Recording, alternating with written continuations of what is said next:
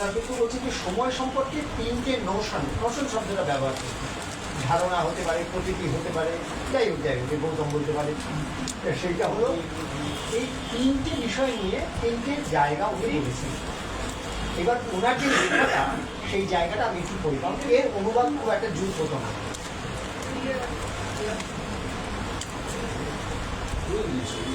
History and লিটারেচারে বলছেন time relationship between history and literature. বলছেন first big time by which society and state work together as a driving force towards human progress or human disaster. At a big time. Second, small time, which propels people's lives in, say, situations of poverty, like what we see in Opu trilogy's Nishindapur village, immortalized by great filmmaker Satyajit Ray. Third, personal time, which is close to outsiders. মুদ্রা বিষয় আমি যেটা বুঝেছি যে একটা বড় সমাজ, society, state, রাষ্ট্র, সমাজ, যেটা আমাদেরকে কোনো একটা দিকে এগিয়ে নিয়ে যায়, ধাক্কাচ্ছে, হয় ডিজাস্টারের দিকে অথবা উন্নতির দিকে। এইটা একটা। আর আরেকটা হচ্ছে যদি দেখা যায় যে আমার ছোট এইখানে যদি পরিপ্রেক্ষিতে হয়, আজকে সুকিয়া স্ট্রিট হোক, কলকাতা হোক, তার একটা টাইম। আর থার্ড হচ্ছে পার্সোনাল টাইম। এইটা আমিও ধরতে পারতাম না যদি অপু ট্রিলজি কথাটা না হতো। কারণ অপু ওই তিনটে সময় তার ক্ষেত্রে খুব ওকে সারা জীবন তাড়িত করেছে। এই তিনটে সময়ের পরিপ্রেক্ষিতে আজকে আমরা রক্তকরবী যখন দেখছি, তখন আমার যেটা বলার সেটা হচ্ছে যে রক্তকরবী নিয়ে 100 বছর পরেও আমরা কথা বলছি কেন, বা আন্তিকোণে নিয়ে আমরা 2,500 বছর পরেও কথা বলি কেন। রামকৃষ্ণ ভট্টাচার্যের একটা বই আছে, ক্লাসিক কেন চিরায়ত, এটা নামটা ভারী অদ্ভুত। তো সেইখানে লিখছেন, স্যার, ক্লাসিক কেন চিরায়ত? কালের পরীক্ষা পেরিয়ে অন্য কালে তার মর্যাদা অটুট থাকে কি করে? সব যুগেই যে তার সবটাই পাঠকের মনে লাগে এমন নয়। এক এক যুগে হয়তো তার কোনো কোনো জায়গা মনে দাগ কাটে, অন্য যুগে আবার তার বদলে পছন্দ হয় আর কোনো দিক। ঘটনা কিন্তু একই, সব যুগেই পাঠকের চিত্তে তার কোনো না কোনো দিক ঢেউ তুলবেই। এই অর্থে ক্লাসিক শুধু চিরায়ত নয়, সর্বদাই সমকালীন। ফলে আজকেও আন্তিগণে হোক, নন্দিনী হোক, আজকের সময়ের পর 100 বছর আগে না, 2,500 বছর আগে, তাহলে শুধু চিরায়ত বা দিলুন চলে আজকে আমার সময়ের পর।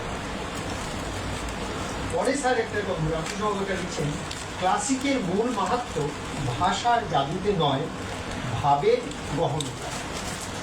এইটা একটা বলছে। যাই হোক, এইটা আমরা আরেকবার দেখবো, আমরা একটু অন্যভাবে দেখছি। তাহলে একটা স্থান, সেই স্থানের কোনো একটা সৃষ্টি, সেই সৃষ্টিটা সমস্ত পৃথিবীতে বা চারদিকে ছড়িয়ে যায়। হেমাঙ্গ বিশ্বাসের গান সম্পর্কে গৌতম ভদ্র বলেছিলেন যে স্থানিক থেকে আন্তর্জাতিক হয় যে গান, সেই গান আমাদের টিকে।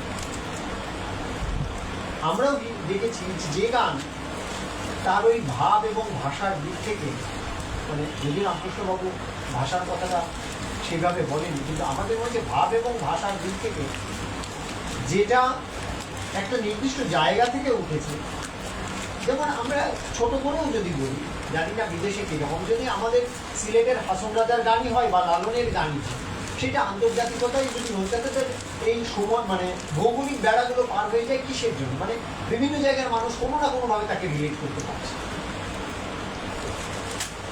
এখন রক্তকরবী থেকে তার যে সংলাপগুলো আছে, একটা নির্দিষ্ট ঘটনা, যজ্ঞপুরীর ঘটনা, রাজা আছে, অনেক মানুষজন আছে, সেখানে একটা ঘটনা ঘটছে, সারা সোনার তাল তুলে আনছে, নন্দিনী আসে, সে রঞ্জনের খোঁজ করে এবং রাজা তার রঞ্জনের স্পর্ধাকে মেনে নিতে পারেনি, ফলে রঞ্জনকে মেরে ফেলেন। তারপরে একসময় রাজা ওখান থেকে বেরিয়ে আসেন তার জালের ভেতর থেকে, এসে ওই মিছিলে যোগ দেয়। তো এই গোটা নাটকটা জুড়ে অসামান্য সব সংলাপ রয়েছে। আমরা কয়েকটা শুধু বলছি, আলোচনা মানে শুধু টেক্সট নিয়ে যদি বা সংলাপ ধরে ধরে হতো তাহলে দীর্ঘ সময়। যে কথা প্রশান্তদা বলছিলেন, বিশু বলছে ওই যে ফাগুলাল 12 ঘন্টার পর আরো 4 ঘন্টা খেটে মরে, তার কারণটা ভাগ্যও জানে না, তুমিও জানো না, অন্তর্যামী জানে। তোমার সোনার স্বপ্ন ভিতরে ভিতরে ওকে চাবুক মারে। তোমার মধ্যে চন্দ্রাকে বলছে, ফাবুলালের স্ত্রীকে, তোমার সোনার স্বপ্ন ভেতরে ভিতরে ওকে চাবুক মারে। সে চাবুক সরকারের চাবুকে এসে এই কথাটা যখন বলছেন তখন আমরা যে সময়টা বলছি যে সময় পার হয়ে যাচ্ছে একটা ক্লাসিক। আজকে কর্পোরেট সেক্টরের কোনো কর্মীকেই ধরি আর পরিযায়ী শ্রমিককেই ধরি, প্রত্যেকে একদল বাঁচার জন্য সে 12 ঘন্টার পরে আরো 4 ঘন্টা খাটে। আর একটা সে জানেই না যে আরো কত ঘন্টা খাটলে পরে আমি আরো কত কিছু পেতে পারি। কারণ ওই যে আমরা বলেছিলাম পণ্য ভর্তিবাদ, কমোডিটি ক্রিটিসিজম, প্রচুর জিনিসপত্র আছে, প্রচুর, ফলে সমস্ত কিছু গুছিয়ে রাখা আছে। আর সবসময় বলা হচ্ছে তুমি আরো অর্থ ব্যয় করার আরো আমরা জিনিস যোগান দিয়ে যাবো। আর এইটা আসলে আস্তে আস্তে আমাদের অভ্যেস হয়ে যায়, আমরা ক্রমাগত এতে ব্যস্ত হয়ে পড়ব। কেউ বাঁচার জন্য শ্বাস নিচ্ছে, আর কেউ আরো ভালো বাঁচার জন্য সেও বেদম হয়ে ছুটছে। কিন্তু যেটা ঘটছে সেটা হলো যে এক ধরনের বিচ্ছিন্নতা কাজ করছে। এই বিচ্ছিন্নতা যে জোর লাগানোর কাজটা নন্দিনী নিয়ে আসে, রাজা কিন্তু বা সর্দার তারা কিন্তু ভয় পায় সেটাই। কারণ যখনই প্রত্যেকের ভেতরে মানবিক বোধটা যে শুধু একজনের জন্য না, বাঁচাটা আরো অনেকের জন্য, এই বোধটা যখন যদি চালিয়ে যায় তাহলে প্রতিষ্ঠানের বিপদ আছে। এবং যে কথাটা অনেক স্পর্ধা নিয়ে রঞ্জন বলেছিল, মানে সে কেন আমাকে ওর নাম বললো না ইত্যাদি বানানো সংলাপ অনেক আছে, কিন্তু মোদ্দা ঘটনা হচ্ছে রাজাকে ডিনাউন্স করে তোমার প্রতিষ্ঠান আমার কাছে পোষাচ্ছে না, নয় এটা নয় মানুষের কথা। এই যে বিচ্ছিন্নতা, এই বিচ্ছিন্নতায় একদল হচ্ছে ব্যাঙ্গালোর যাচ্ছে আর একদল হচ্ছে ওরাও ব্যাঙ্গালোর যাচ্ছে, কিন্তু তারা থাকছে সেই ঝুঁকিতে যেখানে গিয়ে তারা মনে করছে যে আমরা হয়তো বাঁচতে পারবো। এবার চন্দ্রা তখন বলছে যে চলো চলো ঘরে বেরিয়ে। ফাগুলাল বলছে ঘরের রাস্তা বন্ধ, আমাদের ঘর নিয়ে সিটি পয়সার মুনাফা নেই, ফলে ওইটা আমাদের কাছে আনবেই না, তার কোনো লাভ নেই। এই যে ঠিক এই যে ইমিগ্রেশন অ্যাক্টের কথা বলেছিলাম 1859, আজকে যারা এই কাজটা করছে তারাও ওই ইমিগ্রেশন অ্যাক্টে যেমন একটা চা বাগানের মধ্যে তোমাকে থাকতে হবে, তারাও কিন্তু ওইরকম কোনো অ্যাক্ট নেই, কিন্তু তারা আমাকে বলে দিয়েছে যে এইটি হচ্ছে তোমার চৌহদ, এর বাইরে তুমি গেলে পরে তোমার কোনো অস্তিত্ব নেই, তুমি কোথায় কাজ করবে।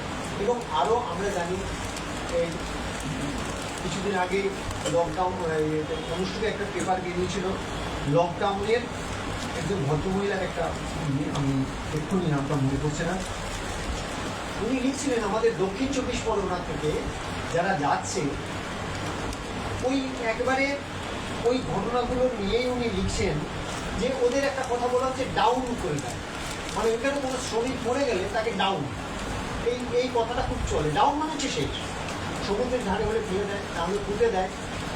এবং এইখানে যখন ফিরে আসে এরা শ্রমিকরা আবার একটা সিজনের পরে চলে যায়, তাদের অনেক পড়ে আছে, দালাল আছে, ঠিক যেরকম আমরা সর্দারদের দেখি, তেমনি সেই দালালরা দক্ষিণ 24 পরগনা থেকে এক একটা গ্রামের 4-5 জন। এবং এই আমফান ইত্যাদি যখন হয়েছিল তখন আনন্দবাজার লকডাউনের কি যেন একটা নামটা প্রবণতা অসামান্য একটা, তো সেইখানে উনি একদম মানুষ আন্দামান ইত্যাদিতে গিয়ে তারা একটা ঘটনা ঘটছে এইরকম, এই আমফানের সময় তারা রয়েছে, তারা কোনো যোগাযোগ নেই কারোর সঙ্গে, দুই ভাই ক্ষুধা এবং ওইখানে মশা মাছ ইত্যাদিতে এক ভাই দৌড়ে সমুদ্রের মনে করছে সমুদ্রই হচ্ছে ওর বাড়ির রাস্তা, তাই উন্মাদের মতো চলে গেছে। আর তারা একজন অসুস্থ তাকে রেখে গেছে ওদের ওই ঝুপড়িতে, কিন্তু কাজ করতে হবে, ওরা ওইখানে ড্রেন তৈরি করছে। ফিরে এসে দেখে ওই লোকটা চলতে পারবে, পিঁপড়ে ওকে খেয়ে দিল। এখন এই যে বিভৎস একটা জগৎ আমাদের পাশেই রয়েছে, আমরা কিন্তু সেইটা জানি। ওই অধ্যাপক যখন এসে রক্তকরণীকে খুব ভালো ভালো কথা বলেন, জ্ঞানের কথা বলেন, তখন সেই জ্ঞানের কথাগুলো মনে হয় যে আমাদের জীবনযাত্রা দিয়ে সেই জ্ঞানকে আমরা বলে থাকি, কারণ আমরা সত্যিই কেউ কনসার্ন না ওই সম্পর্কে। বিশু বলছে একদিকে ক্ষুধা মারছে চাবুক, তৃষ্ণা মারছে চাবুক, তারা জ্বালা ধরিয়েছে, বলছে কাজ কর। অন্যদিকে বনের সবুজ মেলেছে মায়া, রোদের সোনা মেলেছে মায়া, ওরা নেশা ধরিয়েছে, বলছে ছুটি ছুটি। এবার এই যে বিষয়ের কথাটা বলছে, সত্যি তো কোন দিকে যাবে মানুষ? এইটা সবসময় যদি একটা সেকশন অফ পিপুলের কাছে আমি রেখে দিই যে তোমায় বাঁচতে হলে তোমাকে, আর তারপরে তো আছে কপালের লেখাই থেকে, সেই আপনারা জানেন। এখানে এই টানাপোড়েনটা একটা চিরন্তন টানাপোড়েন সেই সমস্ত মানুষদের কাছে, এবং তাদেরও কাছে যারা আজকে আমেরিকা না গিয়ে ব্যাঙ্গালোর যাচ্ছেন বা কোথাও যাচ্ছেন, তাদের কাছেও কিন্তু ঘটনাটা একই। তারাও ওই, তাদের টাকা আছে, তারা হয়তো টাকা দিয়ে রেস্টুরেন্টে খেতে পারছে, বিদেশ যেতে পারছে, সমস্ত কিছু, কিন্তু ওরা যে কতক্ষণ কাজ করছে, আর কি ওরা শ্রম দিচ্ছে, আর কি স্তরের শ্রমটা বিক্রি করছে, আপাত স্বাচ্ছন্দ্যকে তারা মহৎ হওয়া একমাত্র বলে ভেবে ফেলেছে। এখন আমরা এই যে নাটকগুলো দেখি, পড়ি, রক্তকরণী বা ডাকঘরে যদি বলি, সেই নাটকগুলোর সংলাপ রামকৃষ্ণ মাস্টারমশাই যেটা বলেছেন যে ভাষা নয়, ভাবের অনুষঙ্গে সেইটা সময় পার হয়ে যায়। আমরা যেটা পাই, আমরা ভাষা এবং ভাব দুটোই অসামান্যভাবে পাই দুটো, বিশেষত রক্তকরণী, ডাকঘর আর অন্যান্যগুলো অন্যরকম, কিন্তু সেগুলো পাই। ফলে এই যে সংলাপগুলো, যেমন আমাদের একটা সংলাপ আছে, কিছু দুঃখ ভোলার মতো দুঃখ আর নেই। বিশু যখন বলে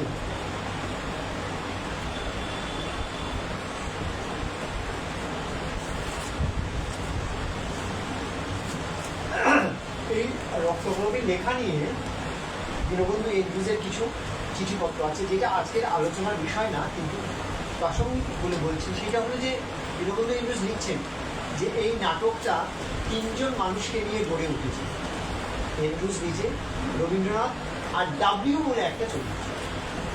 এই ডাব্লিউটা কে সেটা আমরা আন্দাজ করতে পারি, সেইটা নিয়ে অনেক কথাবার্তাও হয়েছে, এন্ড্রুজও লিখেছে। কিন্তু সেই যে তিনটি মানুষ, রানু অধিকারী, আমাদের লেডি রানু মুখার্জি, এবং এই তিনজন মানুষের ভেতরের সম্পর্ক, এবং এটা বলছেন দীনবন্ধু এন্ড্রুজ রবীন্দ্রনাথকে বলছে যে তো ওই স্ক্রিপ্টটা উনি পড়িয়েছিলেন, কিছু মানে সরি স্ক্রিপ্ট গল্পটা বলেছিলেন, তারপরে যখন টেক্সটটা পড়তে দিয়েছে তো এন্ড্রুজ বলছে যে এইটা, এবং রবীন্দ্রনাথ মানে মানুষ নিজেকে কতটা চিরে বিচার করে লিখতে পারেন, সেইটা রবীন্দ্রনাথ ছাড়া বলে আমরা খুব কম দেখছি, অনেকেই পারেন না। তাই এই যে কিছু দুঃখ ভোলার মতো দুঃখ আর নেই, বিশু পাগল যখন বলে, আমাদের মনে হয় সেটা আসলে রবীন্দ্রনাথই বলছে। সত্যি এমন একটা সময়, এমন একটা অবস্থান থেকে উনি নাটকটা লিখছেন, এই সংগ্রামগুলো আমাদের সারা জীবনের হয়ে যায়। ঠিক এইটা তৈরি হতে হতে আমাদের মনে আছে মাটি ইতিহাস নাটকে বাদল সরকার যখন ওই একটা জায়গায় শরদিন্দু আর সীতানাথ কথা বলছে, শরদিন্দু আর সীতানাথ যখন কথা বলছে, তখন সীতানাথ দেখাচ্ছে যে শরদিন্দু কোন জীবন না দেখে বেঁচে আছে, এবং এটা দেখতে দেখতে দেখতে দেখতে শরদিন্দু এমন একটা জায়গায় যায়, শরদিন্দু বলে তুমি যাও শরদিন্দু, বলছে আমি সীতানাথ, তুমি যাও সীতানাথ। এই তিনটে খুব ছোট সংলাপ, তিনটে 12টা শব্দও হবে, কিন্তু মনে হয় পৃথিবীর সমস্ত কথা, সমস্ত আবেগ এবং নিজের অনুভবের কথা, এই তিনটে এমন তিনটে সংলাপ কোনো নাট্যকার সারা জীবনে লিখে যেতেও যদি পারে, মানে শুধু একটি নাটকেই যদি লিখতে পারে, তাহলে তার জীবন ধরে রক্তকরণীতে এইরকম সংলাপ, গান কোনটা জুড়ে, শুধু যে ভাব তো বটেই, ভাষাটাও এমন জায়গায় যে আমাদের খুব ভাবতে অবাক লাগে যে এইটা গোটাটাই আমরা গান করে করে দিতে পারতাম, কি যদি সুর দেওয়া যেত গোটা রক্তকরণীকে আমরা গানে করতে পারতাম, তার মধ্যে যদি সুর আসতো। এইটা হচ্ছে গোটা টেক্সটটা, এবং প্রথম থেকে শেষ পর্যন্ত সব জায়গাতেই গোসাই, সমস্ত জায়গায় আমরা এই যে রবীন্দ্রনাথের সংলাপের কথা বললাম, এই বলায় একটা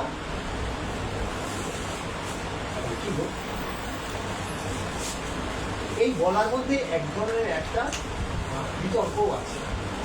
বিতর্ক আছে বলতে এইখানে মানে এইটা আমরা আগেও একটু লিখেছিলাম, সেটা হলো যে রবীন্দ্রনাথ নিজে এই প্রযোজনা নিজের জীবিতভাবে করেনি। ওনার যেটা বক্তব্য ছিল যে নন্দিনী করার মতো উনি রানু অধিকারীকে ঠিক করেছিলেন, এবং এটা শিলংয়ে অনেকগুলো ঘটনা আছে, তবে ঘটনা মানে রঞ্জন বন্দ্যোপাধ্যায়ের মতো ঘটনা না, সত্যি সত্যি ঘটনা যে ঘটনাগুলো আছে সেইগুলো তার বিবরণ রয়েছে। এখন তারপরে রানু অধিকারী বিয়ে হয়ে যায়, নন্দিনী পাচ্ছেন না। রবীন্দ্রনাথ অমিতা ঠাকুরকে বলেছিলেন যে তুই কর। তো অমিতা ঠাকুর জীবনের একবার শেষ বেলায় বলছেন যে আমাকে বারবার বলেছেন, প্রকৃতি নাটকে আমার অভিনয় দেখে উনি খুবই খুশি হয়েছিলেন, বারবার বলেছেন আমাকে এটা করতে, আমি করিনি, আমি ভেবেছেন পারবো না। রবীন্দ্রনাথ বলেছেন তুই কর, আমি তোকে শিখিয়ে দেবো, বলে তবু পারিনি। আর আজকে আমার মনে হচ্ছে যে কত বড় ভুল আমি করেছি, কারণ রবীন্দ্রনাথ সারা জীবনে এই প্রযোজনা করতে পারেন। দেখেছেন একটা প্রযোজনা হয়েছে 1934 সালে, দ্য টেগর সোসাইটি বলে একটা হয়েছিল এই দর্পনারায়ণ স্ট্রিটে নিয়ে, তারা এই নাটকটা করে। এই যে তারা এই কাজটা নাটকটা করে নাট্য নিকেতন রঙ্গমঞ্চে, সেইখানে এই নাটকটা রবীন্দ্রনাথ দেয়।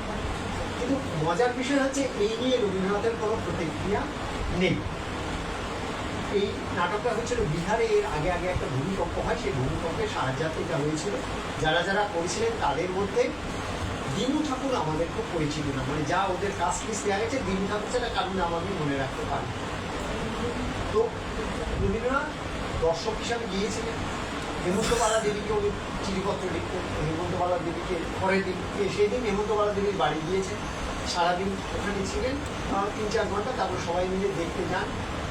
গিয়ে তারপরে হেমন্তবালাকে একটা চিঠি দেন যে কালকে করবি দেখে শান্ত হয়ে বাড়ি জোড়াসাঁকোর বাড়ি ফিরেছিলেন। এই বাস, আর কোনো প্রতিক্রিয়া নেই, যে শান্ত হয়ে ফিরেছেন। এতে আমরা ধারণা করতে পারি যে নাটকটা ওনার কীরকম লেগেছে। এই যে রবীন্দ্রনাথের জীবিতকালে রক্তকরবী প্রযোজনা, এরপরে শম্ভু। এবার শম্ভু মিত্র যেটা করেছেন, প্রযোজনার কথাটা কেন বলছি, কারণ এর পরের অংশটাতে আমরা আসবো, আমরা যারা প্রযোজনা করেছি সেই জায়গায় আসার জন্য। শম্ভু মিত্র যেটা করেছেন প্রথম, সেটা হলো যে রক্তকরবীর কাছে যে যাওয়া যায় সেই সাহসটা উনি দিয়েছেন। তারপরে আমরা খারাপ করি, মন্দ করি, বুঝি করি, না করি, যাই হোক, কিন্তু সেই সাহসটা প্রত্যেক মানুষের হয়েছে। এইটা বড় সহজ কাজ ছিল না, কারণ ওনার সামনে রবীন্দ্রনাথের নাটক করার, কেমন নাটক করার কোনো উদাহরণ ছিল। আমাদের পরে যেটা হয়েছে সেইটা ওই সময়, মানে উনি ওই নাটকটা করার পরে 60-এর দশকে, তারপরে 61-তে রবীন্দ্র জন্মশতবর্ষের পরে বিভিন্ন জায়গায় রক্তকরবী হয়েছে। আমি নাটকের কাজে দিকে যেমন রানাঘাট, শান্তিপুর, কৃষ্ণনগর এই সমস্ত জায়গায় গিয়েছি। দুটো ঘটনা নিয়ে প্রত্যেক জায়গায় নাটকের মানুষজনেরা খুব উত্তেজিত।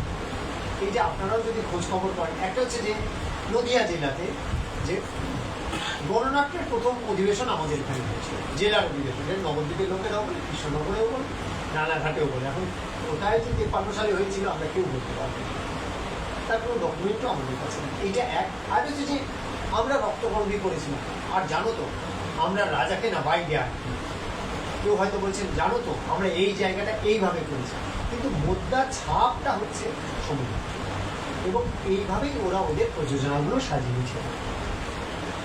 কেউ বলেছেন আমরা 3 জনকে দিয়ে নন্দিনী করেছি, সেই এক্সপেরিমেন্ট নানা রকম হয়েছে। এখন পরবর্তী সময়ে যখন এইগুলি চলছে, তার পরবর্তী সময়ে দেখা গেল যে তখন পর্যন্ত যে প্রযোজনাগুলো হয়েছে রবীন্দ্রনাথ ঠাকুরের টেক্সট ধরেই হয়েছে। তারপরে আমরা যারা করতে গেছি সেটা ঠাকুর মহাশয়কে মাথায় রেখে আমরা আমাদের আপন আনন্দে অভিনয় করেছি। এখন এইখানে ভালো মন্দ মিশ্রিত প্রতিক্রিয়া আছে এই প্রযোজনাগুলো সম্পর্কে, কিন্তু যেটা একেবারে থিয়েটারের দিক থেকে কতগুলো কথা বলা, সেটা হচ্ছে যে থিয়েটারের বা ওই যে আমি এই বিষয়টা নিয়ে খুব জানি না, থিয়েটারের যতটুকু এই যে সেমিওটিক্স বলে একটা খুব বিষয় চলছে, চিহ্ন বিজ্ঞান ইত্যাদি, সংকেত বিজ্ঞান দেয়, তো ওইখানে একটা কথা আছে যে যখন নাটক হয় তখন দুটো জগতের একটা খেলা হয়, world of drama, world of the observers. এই দুটো জগৎ খেলা করে। এইটা নিয়ে মণিভূষণের একটা নিজস্ব সংলাপ বলে একটা কবিতা আছে, যেটাতে অসামান্য বলা আছে, নাটক মানে জীবন, নাটক মানে টকবক ফুটে ওঠা জলজ্জান্ত ওলট পালট জীবন, নাটক মানে অবিরাম শ্রেণীদ্বন্দ্বে বিকশিত রূপান্তরিত চেতনা স্রোতের এক দ্বন্দ্বময় রূপ, এক প্রবল বর্ণবহুল দ্বিখণ্ডিত জাগরণ। তার অর্ধেক চলাফেরা করে মঞ্চের উপর সাজানো গল্পে, বাকি অর্ধে আগুনের হলকার মতো নেচে বেড়ায় হালকা অন্ধকারে সারি সারি চেয়ারে বসে থাকা হাজার হাজার চিন্তিত মাথা আর তোলপাড় বুকের ভেতর। তাহলে এই যে মণিভূষণ বলছেন, ঠিক world of drama and world of observers, এবং তারা বলছেন আমরা যখন কোনো নাটক করি তখন সেই নাটকে প্রাথমিক সংকেত বা ধর্তাইগুলো যে আমাদের দর্শক আছে তাদের হাত ধরে সেখান থেকে শুরু হয়, তারপরে তাদেরকে নিয়ে আস্তে আস্তে একটা অজানা জায়গায় যাওয়া হয় যাতে তারা একটা আবিষ্কারের আনন্দ পায়। আমরা এই কথাটা বলতে গিয়ে বলি যে ধরুন লালনের গান যখন আমরা শুনি তখন খাঁচার ভিতর অচিন পাখি কেমনে আসে যায়, ধরতে পারলে মনোবেড়ে দিতাম তাহার পায়, এই সমস্ত শব্দ আমার জানা, পৃথিবীর সমস্ত মানুষের জানা, কিন্তু এই বাক্যগুলো যখন পরপর আসে তখন তার ভিতরে এমন একটা রহস্য তৈরি হয় যেটা ঠিক ধরতে পারছি অথচ পারছি না। এই রহস্যটা আমাদের কানে নাটকের ক্ষেত্রেও সে আমায় প্রথমে ধরবে, হাত ধরে আস্তে আস্তে এগিয়ে নিয়ে যেতে যেতে এমন একটা জগতে যাবে যে জগতের কথা আমি ভাবি, সেইটা আমার উপলব্ধি, সেইটা আমার নিজের লাভ বলি, আমার নিজের অভিজ্ঞতা বলি, উপলব্ধি বলি। এই এখন আমাদের যেটা হয়েছে, যেমন ধরুন বিসর্জন নাটক আমাদের কাছে আমরা কোনো তুলনায় করছি, কিন্তু বিসর্জন নাটক আমাদের কাছে অনেক সহজ, অনেক হয়।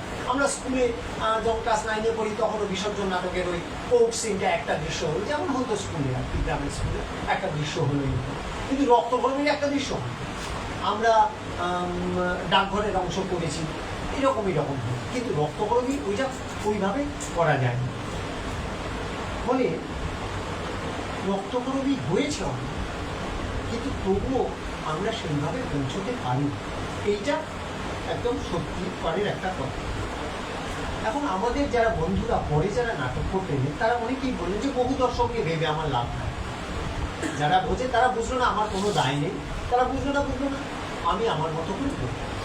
এখন এই একটা ভালো কথা যে আমি আমার মতো করে করবো, এবং তারা প্রত্যেকেই রবীন্দ্রনাথের রঙ্গমঞ্চ বলে প্রবন্ধটার উদাহরণ দেয়। আর রঙ্গমঞ্চ প্রবন্ধকে শুধু এই কথা বলা হয়নি, রঙ্গমঞ্চতে আরও অনেক কথা বলা আছে যেটা আমাদের সুবিধা, যেমন মার্কস বলেছেন ধর্ম আফিম, বাকিটা আর বলে না, তো সেই রকম আর কি রঙ্গমঞ্চতে অনেক কথা বলা হয়েছে, বাকিটা আর বলে না। এখন আরেকটা খুব কঠিন সত্য হচ্ছে 1890 বা শেষ দশক বা এই গত শতাব্দীর প্রথম দ্বিতীয় দশক রবীন্দ্রনাথের নাটক সাধারণ রঙ্গালয়ে খুব জনপ্রিয়, কিন্তু একটি নাটকও রবীন্দ্রনাথের লেখা, মানে রবীন্দ্রনাথের গল্প নিয়ে তখনকার নাটককার যারা ওই সময় নাটক লিখত তারা অসামান্য সব নাটক লিখেছে। আর রবীন্দ্রনাথের নাটকের শেষ রক্ষা ইত্যাদি গল্প আমরা জানি, শিশির ভাদুরী কি অবস্থায় রবীন্দ্রনাথ বলছে যে গোড়ায় গলত কি করলাম তবু শেষ রক্ষা করা গেল না।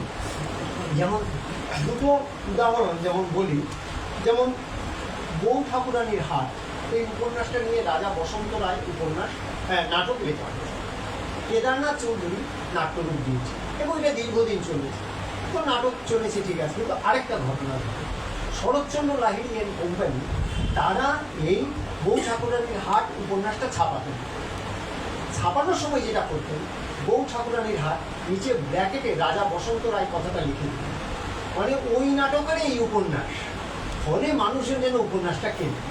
তার মানে কতটা জনপ্রিয় হয়েছে। গোড়া নাটক 6 ঘন্টা 40 মিনিট গণেশচন্দ্র মিত্র দিয়েছেন, নাট্যরূপ দিয়েছেন, এবং সেইটা সাধারণ রঙ্গালয়, আবারও বলছি যে বন্ধুরা বলেন সাধারণ রঙ্গালয়ে কিন্তু সেটা চলেছে, তারা সাধারণ মানে যারা ওই রকম টিকিট কেটে যান তারা দেখেছেন। কিন্তু রবীন্দ্রনাথের নাটকের যে বাক্যগুলো আছে, রবীন্দ্রনাথের যেটা ঘটে সেটা হলো যে অসামান্য একটা সংলাপ, তার সঙ্গে চলতে চলতে আরেকটা অসামান্য সংলাপ এসে যায়, তখন না দৌড়ে পারা যায় না। আমি পাঠ করলে ফিরে আবার পাঠ করতে পারি, কিন্তু এর পরে মানে একবার বলে চলে গেল, আরেকটা সংলাপ এলো, কিছুক্ষণ করে ধরতে পারি না। এখন এইটা রবীন্দ্রনাথেরও দোষ না, আমাদেরও দোষ। এইটা নিয়ে সৌমেন ভট্টাচার্যের একটা অসামান্য কথা আছে। ওই যে চণ্ডালিকাতে একটা জায়গায় আছে যে মেয়ে যখন ওই ভিক্ষুকে দেখলো, দেখে তার যখন ভিতরের অনেক পরিবর্তন হলো, তখন ফিরে এসে সে মাকে কথা বলছে। মা বলছেন যে আমি যে তোর ভাষা বুঝিনি। তখন রবীন্দ্রনাথ যেরকম বলছেন, সৌমেন ভট্টাচার্য বলছেন এই ভাষা বুঝিনি কথাটা কিন্তু তার অক্ষমতা না, এইটা একটা নির্দিষ্ট অর্থতন্ত্রে বাস করার ফল। আমরা এই যে নির্দিষ্ট অর্থতন্ত্রে বাস করে আমাদের তো এক ধরনের অভিজ্ঞতা চর্চা হয়েছে। আমরা এইরকমটা বলি যে ধরুন মহেশ নাটক গল্পে যে গোকুল যখন ফুলবেড়ের চট্টলে চলে এলো, এবার চট্টলে চলে আসার পরে ও যেটা করলো সেটা হলো যে ওখানে থাকছে। এইবার ধরা গেল আমিনার বিয়ে কথা হলো, এবার আমিনার সন্তান আর গোকুলের চিন্তা, এই দুটোর একটা তফাৎ ঘটে। ওই চটকল আমাকে যে সংস্কৃতিতে তৈরি করা, আর গোকুল যে জায়গা থেকে এসছে, যে গ্রাম থেকে, সেটা মেলে না কথা। ফলে এইটার মধ্যে ত্রুটি না, আমাদের অক্ষমতাও না, এই ব্যবস্থাটারই সীমাবদ্ধতা। ফলে রবীন্দ্রনাথের অনেক নাটকই আমরা সেইভাবে পৌঁছতে পারি না, ছোটো ছোটো করে পৌঁছেছি। এখন দেখুন ভাষা, আমরা পরবর্তী যে প্রযোজনাগুলো হয়েছে তারা অনেকেই ভালো করেছে, কিন্তু ভাষা একটা পরিবেশ সৃষ্টি করে। এখন ভাষাটা ওই রেখে আমি যদি পরিবেশ পাল্টে দিই, ধরুন সর্দারের পোশাকটা গেস্টাপোদের মতো আর সংলাপ বলছে রবীন্দ্রনাথের, তখন আমাদের কাছে কোথাও যেন মেলে না, কোথাও একটা ফাঁক হয়ে যায়। তাহলে নিজেকেই টেক্সট লেখা উচিত ছিল, তাহলে রক্তকরবই নতুন করিয়া লিখিত, তাদের হতে পারে রবীন্দ্রনাথের রক্তকরবী অবলম্বনে আমার রক্তকরবী, এরকম হতে পারে, কারণ সেইটা আর হয়। এখন এই উদাহরণ অনেকগুলো দেওয়া যায়, কিন্তু আমি বলছি যে সত্যিই কি কোনো এইরকম ক্লাসিকের অ্যাডাপ্টেশন হয় না? যেমন একটা অভিনয়ের নিয়ে ওথেলো নাটকে, আমাদের ওথেলো ও যখন ডেসডিমোনার ইয়েতে হচ্ছে, তখন একজন অভিনেতা, সে ব্ল্যাক, এমনিতেই ব্ল্যাক, সে ইট ইজ দ্য কজ বলছে তার স্কিনের দিকে তাকিয়ে। তার মানে এই যে কালো মানুষ, এই যে কালো মানুষের উপর তুমি আমায় বিশ্বাস করছো না, কারণ আমি কালো, আর সব বাদ দিও, যেহেতু আমি ব্ল্যাক ওর জন্য। তাহলে এই যে অভিনেতা কি করলো, একটা এমন কিছু খুঁজে বার করলেন সূত্র, যাতে একটা ইতিহাস আমার সামনে আসার সম্ভাবনা। আমরা সবাইকে ধরে ফেলতে পেরেছি না, কিন্তু যারা ধরেছি তাদের কাছে মনে হচ্ছে এটা একটা নতুন আবিষ্কার হল। কিংবা ধরুন জন গে বলে একজন ছিলেন, উনি একটা নাটক লেখেন বেগার্স অপেরা। তো জন গে লেখার অনেক দিন পরে ঠিক ওই ঘটনা নিয়ে ব্রেক আরেকটা নাটক লেখেন থ্রি পেনি অপেরা। সেই নাটকটা আমরা জানি, থ্রি পেনি অপেরা আমরা দেখেছি। কারণ জন গের নাটকটা পড়লে আর বেগার্স অপেরা পড়লে দেখা যাবে একদম ভেতরের নির্যাসগত জায়গা থেকে এক। এবং এর বহুদিন পরে ওলেসুয়েঙ্কা একটা নাটক লেখেন অপেরা বনিওসি। এই অপেরা বনিওসিও ওই জন গের বেগার্স অপেরারই নির্যাস। আমরা তাহলে এই নাটকগুলো লেখালে রক্তকরবী নিয়ে এমন একটা নাটক, যে নাটকের ভেতরে এই কর্ষণজীবী আকর্ষণজীবী দ্বন্দ্বটাই আছে, সেটাই আমরা লিখবো, তাহলে নতুন টেক্সট হবে। কিন্তু সেটা না করে যখন এই স্বরচিত রবীন্দ্রসঙ্গীত হয়ে যেতে শুরু করলো, তখন আমাদের একটা অসুবিধে হয়, অন্তত আমার ক্ষেত্রে যেটা হয়েছে। যেমন ধরুন আরেকটা নাটকের বলি, এমনি আমরা শুনেছি, সব সাহিত্যের ছাত্ররা বলছি, শেক্সপিয়ার একটা নাটক নিজে লিখেছিল, লাভ স্লিভার্স লস্ট বলে, বাকি সমস্ত নাটক গল্প ইংল্যান্ডে ছিল। আর এই চলা গল্পগুলোই শেক্সপিয়ার এমনভাবে লিখলেন যাতে সবার কাছে মনে হলো এটা তো এটা নতুন নাটক। লিয়ারের গল্পটাও তাই।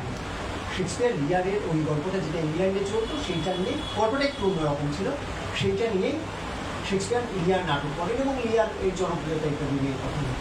অনেকদিন পরে 60s ব্রিটেনে এডওয়ার্ড ওয়ান বলে একজন, উনি কিং লিয়ার ছিল শেক্সপিয়ারের নাটক, উনি লিয়ার বলে একটা নাটক লিখেন। সেও অনবদ্য একটা নাটক, সেখানেও এক রাজা, সেখানে 3 মেয়েরা, 2 মেয়ে আর একটি মেয়ে কন্যা সহ সেই ঘটনাটা এত অসামান্য সাজিয়েছে।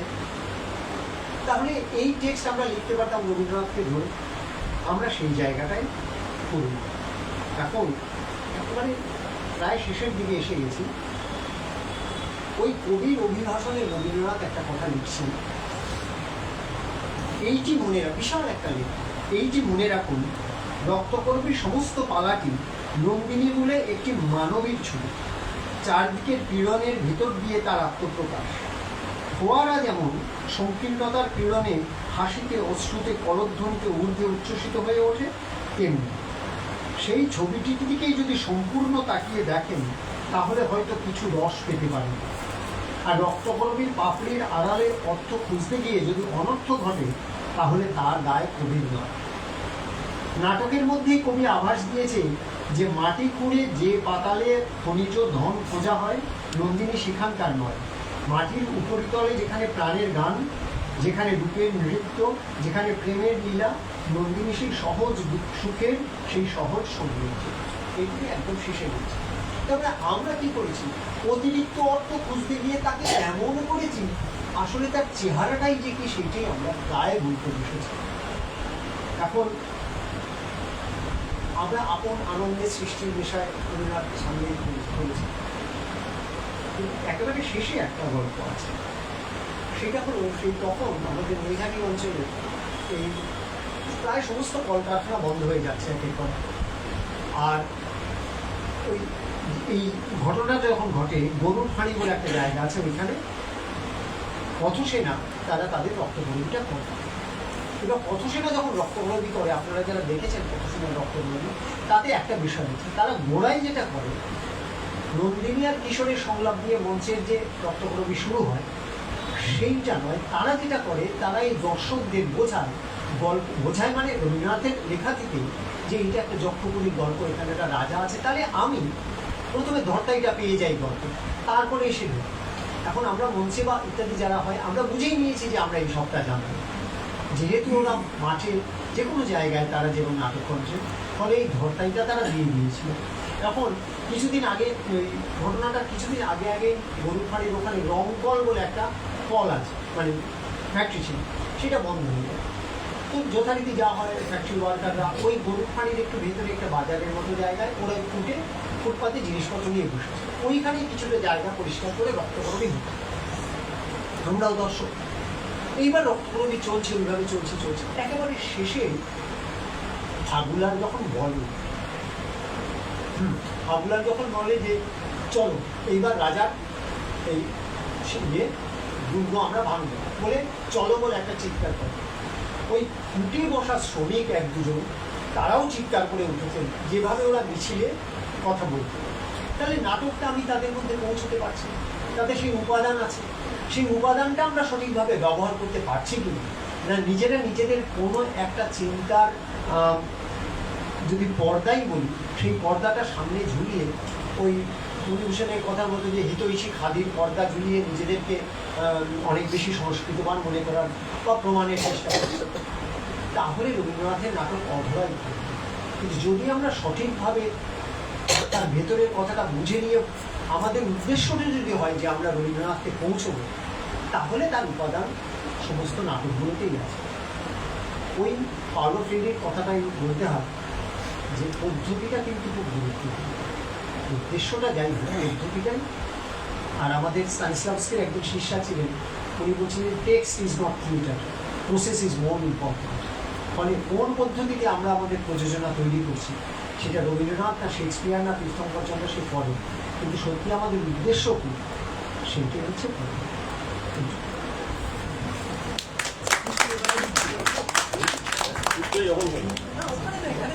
ওখানে কি হলো? আমাকে কেউ তো বলতে বলেননি, এই তো বলছি আমরা, আপনি তো আমি খুব সামান্য একটু বলছি যে রক্তকরবী রবীন্দ্রনাথ করতে পারেননি বলে আপনারা জানেন, সত্যি কথাই সেটা।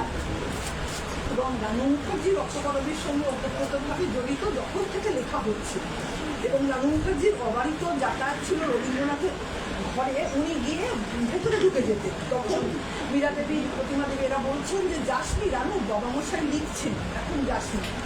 তো যাই হোক এইরকম অবস্থাতে উনি চলে যেতেন।